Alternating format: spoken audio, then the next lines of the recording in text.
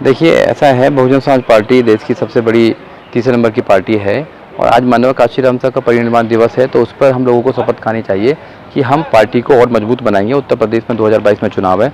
2022 में हम ज़्यादा से ज़्यादा सीट लेकर बहन कुमारी मायावती को 5 बार मुख्यमंत्री बनाएंगे, जो बहुजन समाज के फेवर में भी होगा, जो बहुजन समाज के नौजवानों के भी फेवर में होगा। जी, लेकिन हम मतलब अपना बहुमत कैसे हासिल करें? ठीक है, ये सब बातें तो ठीक हैं कि ऐसा हो रहा है, हाँ। लेकिन बहुमत में कैसे आए, कैसे हमारी सत्ता आनी देखो, चाहिए? ये तो पार्टी को प्लानिंग बनानी है और पार्टी को प्लानिंग बनाने के बाद में जो छोटे छोटे दल हैं उनको अपने साथ लेना चाहिए और अलायंस करना चाहिए। अलायंस करके भी बहुत सारी काम हो सकते हैं और लगता है कि जिन समाजों की जो लोग हैं, जो एक्टिव लोग हैं, समाजों की भूमिका होनी चाहिए और बहुजन समाज वहाँ पर बनना चाहिए। जैसे माननीय कांशीराम साहब सबको करते थे, चाहे ओबीसी हो, चाहे दलित हो, चाहे मुस्लिम हो, कुर्मी हो, पटेल हो, मौर्य हो, सबके नेताओं को लेते थे। ऐसे ही बहन कुमारी मायावती को भी अपनी रणनीति बनानी चाहिए। वो बना भी रही है रणनीति, ऐसा नहीं कि नहीं बना रही है।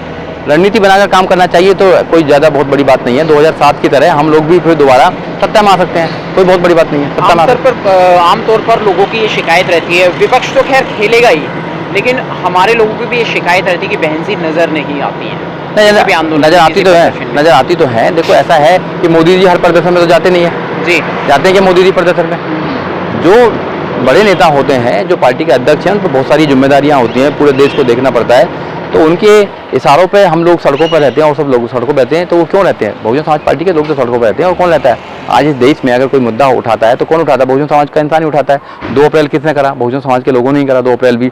और अगर जितने भी मुद्दे उठ रहे हैं, कौन उठा रहा है? हम लोग ही उठा रहे हैं। तो अगर कहें कि बहन कुमारी मायावती सड़कों पर आए जब भी वो आंदोलन दिखाई देगा, तो ऐसा तो कहना बेकार है, क्योंकि बहन कुमारी मायावती पूरे देश की राजनीति को देखती हैं, हर चीज़ को देखती हैं। पार्टी ऐसे ही नहीं बनाई दी जाती है। 4 बार मुख्यमंत्री कोई ऐसे ही नहीं बन जाता है।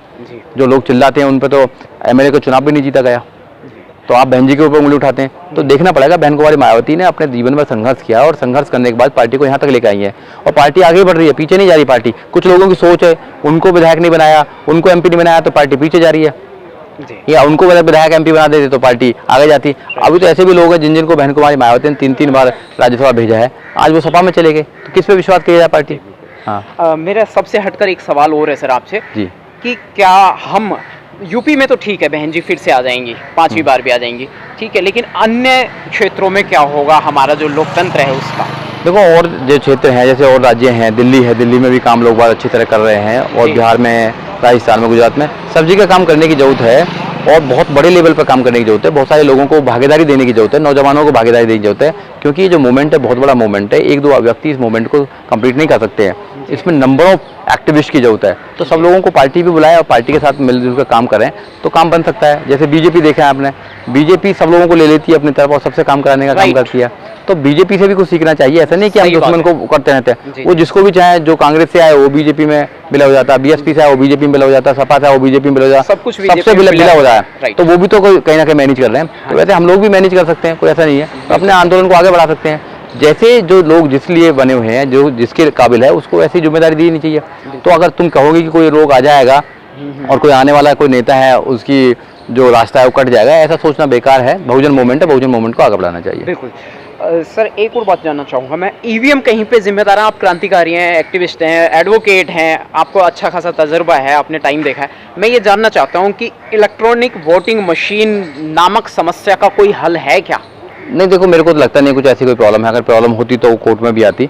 जब तक कोई चीज़ कोर्ट में नहीं है, कोई चीज़ ऐसी नहीं है, तो वो आरोप तो कुछ भी लगाया जाओ। जब वो लोगों को टेम्परिंग कर लेते हैं, लोगों के माइंड को टेम्परिंग कर देते हैं। अब देखा कि उत्तर प्रदेश में ओबीसी समाज के जितना भी है, चुनाव से पहले ही उन्होंने जो वहाँ के कई लोगों को मंत्री बनाने का काम किया है, तो वो जानते हैं कि वे ओबीसी को कैसे अपने चंगुल में फंसाया जाए।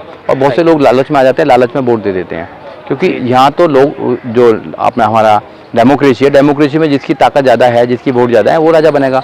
तो इसलिए वोटों के लिए वो जैसा भी करते हैं, धर्म के नाम पर, हिंदू मुसलमान के नाम पर, मस्जिद के नंबर के नाम पर, उसके बाद ओबीसी के नाम पर कार्ड खेलते हैं और कार्ड खेलने के बाद में वो सत्ता में आ जाते हैं। बहुत सारे काम बीजेपी ने किए हैं और सबको मालूम है, जैसे कि हम पुलवामा हमले की बात करें, चाइना की बात करें, ये जो अभी चाइना वाला ड्रामा हुआ था, बहुत सारी चीजें हैं, ताकि जनता का दिल जीत कर, भारत पाकिस्तान करके, हिंदू मुस्लिम करके, कुछ भी करके वो जनता की हमदर्दी बटोर लेते हैं बीजेपी।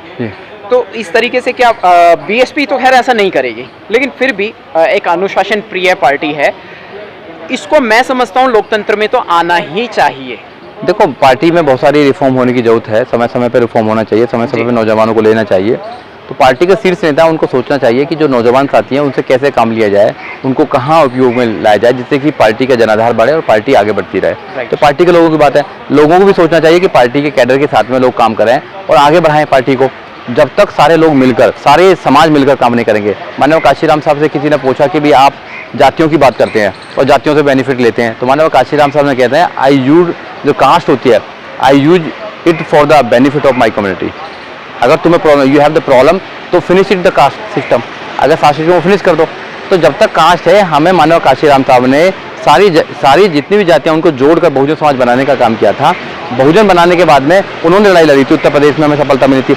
ऐसे ही पार्टी को जो फार्मूला, उस फार्मूले पर काम करना चाहिए और सारे समाज के नेताओं को मिलाकर हमें सत्ता में दोबारा आना चाहिए, जब भी बन सकती है। यानी एक आदमी की जिम्मेदारी नहीं है। एडवोकेट सुधीर सम्राट जी का कहना यह है कि ये हम सभी की जिम्मेदारी है, लोकतंत्र के प्रति, अपने हितों के प्रति, अपने मूल अधिकारों के प्रति। अगर हमें अपने अधिकारों की रक्षा करनी है तो हम सबको मिलजुल कर काम करना होगा, तभी हम अपने मनपसंद पार्टी, अपने मनपसंद नेता को सामने ला सकते हैं। जी जी बिल्कुल, सबको मिलकर काम करना है और सबको मिलकर 2022 के लिए काम करना है, क्योंकि वक्त कम है, जितना दम है लगा दो।